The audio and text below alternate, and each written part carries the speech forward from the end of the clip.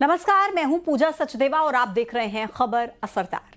और खबर असरदार में आज सबसे पहले बात पोस्टर वॉर की। देश भर में पोस्टर वॉर का नया दौर शुरू हो गया है। कानपुर समेत कई जगहों पर पहले आई लव मोहम्मद के पोस्टर लगे और अब उसके जवाब में आई लव महाकाल के।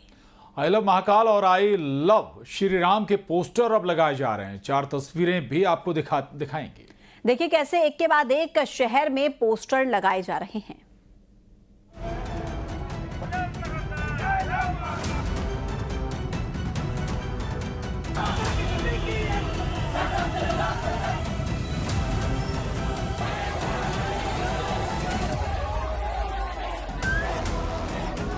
करीब 20 दिन पहले कानपुर से शुरू हुआ विवाद अब पूरे देश में फैल गया है और आई लव मोहम्मद वाले बैनर पोस्टर के जवाब में अब आई लव महादेव और आई लव राम के पोस्टर बैनर की भी एंट्री हो गई है।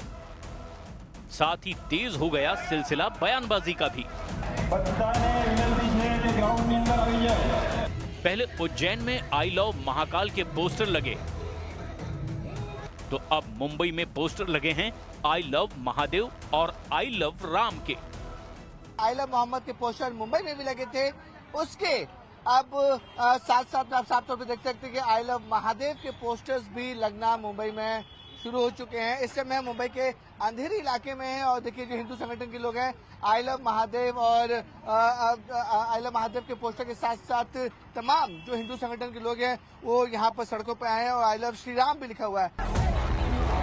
दरअसल पूरा मामला 5 सितंबर का है, जब पुलिस ने धार्मिक भावनाओं को भड़काने के आरोप में कुछ लोगों के खिलाफ एफआईआर दर्ज की, लेकिन कुछ नेताओं ने इसे आई लव महादेव बोलने के खिलाफ कार्रवाई बता दी और अब देखते ही देखते आग पूरे देश में फैल गई। कहीं सर तन से जुदा के नारे लगने लगे,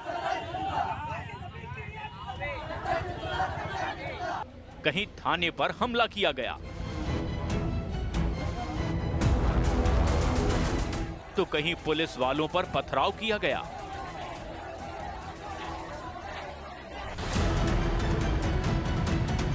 ये ताजा तस्वीरें गुजरात के गांधीनगर की है, जहां सोशल मीडिया पर आई लव मोहम्मद के पोस्टर को लेकर ऐसा विवाद हुआ कि मुस्लिम पक्ष ने पूरे इलाके को ही तहस नहस कर दिया। दुकानों में आग लगा दी गई, लूटपाट की गई और जमकर हंगामा किया गया। हालात ऐसे हो गए कि अब सियासी दल भी कह रहे हैं कि ये पोस्टरबाजी बंद होनी चाहिए।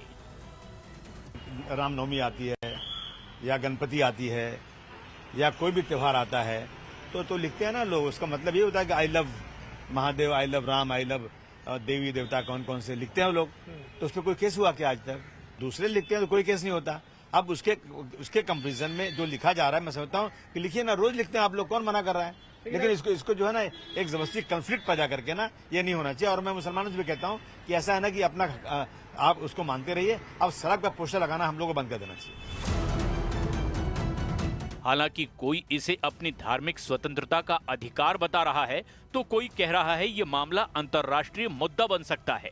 धर्म को कोई किसी को नीचा तो नहीं दिखा रहे या कोई कानून तो नहीं तोड़ रहे। मुझे ये बताइए कि कौन से कानून में लिखा है कि आप अपने नबी के लिए इजहार मोहब्बत नहीं कर सकते? ये आर्टिकल 25 यही तो हमें गारंटी देता है। और कौन है पुलिस प्रशासन में, कौन लोग इनको यहाँ से ये राय दे रहा है कि आप इसमें आप इसकी बुनियाद पर मुकदमे दर्ज कर लें? ये बहुत सेंसिटिव इशू है और ये इशू इंटरनेशनल इशू बन जाएगा अगर हमारी फोर्सेस ने, हमारी पुलिस ने इसको बहुत एहतियात से डील नहीं करा।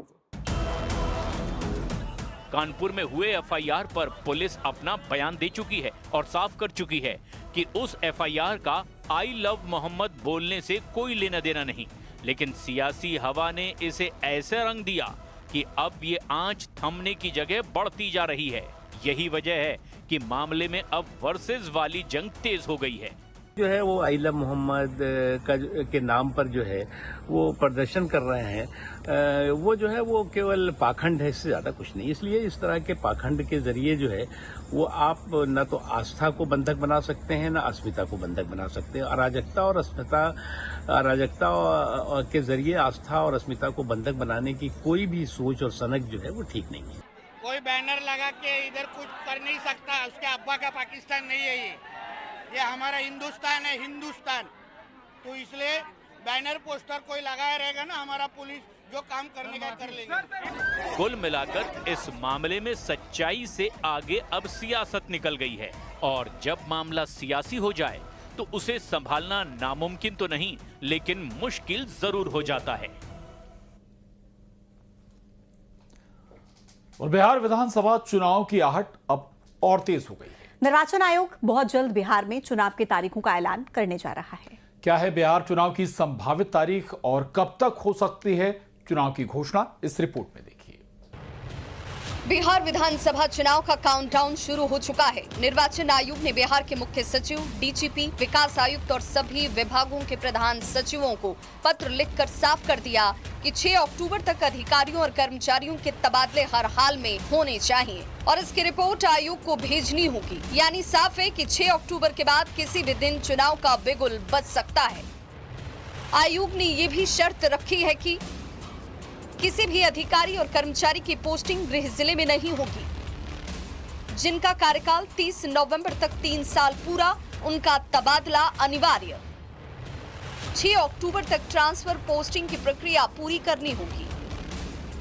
निर्वाचन आयोग ने ये पत्र मुख्य सचिव के साथ पुलिस महानिदेशक, विकास आयुक्त और सभी विभागों के प्रधान सचिव को लिखा है। बताया जा रहा है कि मुख्य निर्वाचन आयुक्त ज्ञानेश कुमार 6 अक्टूबर के बाद कभी भी पटना का दौरा कर सकते हैं और उसके बाद चुनावी ऐलान सिर्फ औपचारिकता भर रह जाएगी, जिसे लेकर राजनीतिक दल अपनी अपनी तैयारी का दावा कर रहे हैं।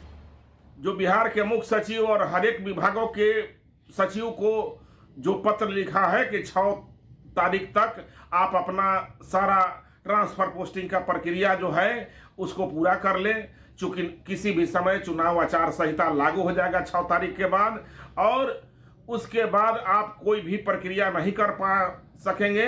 शुचिता से, ईमानदारी से निर्वाचन आयोग अपना काम करने का प्रक्रिया चालू कर दिया है। आसन्न विधानसभा चुनाव को देखते हुए जनता दल यूनाइटेड अपने सभी कार्यकर्ताओं के साथ सभी तैयारियों पर पूर्णतः तैयार है। जब कभी भी भारत निर्वाचन आयोग के द्वारा बिहार में चुनाव की तिथि की घोषणा की जाएगी, जनता दल यूनाइटेड सहित एनडीए के सभी घटक दल चुनावी समर में कूद जाएंगे। पार्टी बिहार विधानसभा चुनाव को लेकर पूरी तरह तैयार है। बिहार के 243 सीटों पर हमारे संगठन के हर एक बूथ पर 10 यूथ तैयार है। आदरणीय चिराग पासवान जी के आदेशानुसार हमारे गठबंधन के जितने भी घटक दल है उनको मदद करने के लिए और हमारे प्रत्याशी को जिताने के लिए हमारी सेना पूरी तरह तैयार है। चुनाव आयोग ने जो निर्देश दिया है, बिहार चुनाव को देखते हुए कहा है जहां भी चुनाव होती है उससे पहले 1 महीने 2 महीने पहले इस तरह के निर्देश आते हैं ट्रांसफर पोस्टिंग को लेके।